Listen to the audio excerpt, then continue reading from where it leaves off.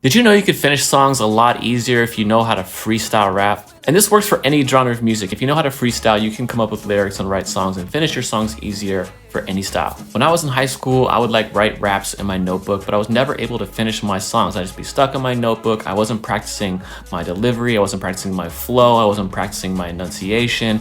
I wasn't practicing my rhythm skills. I wasn't practicing anything. I was just hearing stuff in my head and it sounded good in my head, but I never finished the song because I didn't know how it sounded.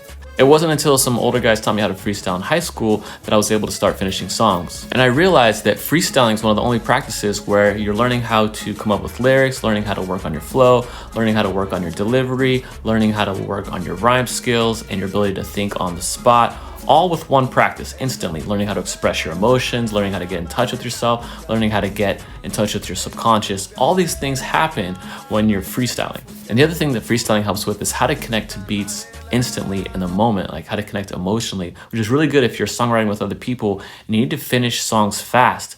When you're comfortable just jumping in and knowing how to connect your heart and your spirit to the beat, it really helps things go faster. So here are some ways that pros use freestyling to write songs easier.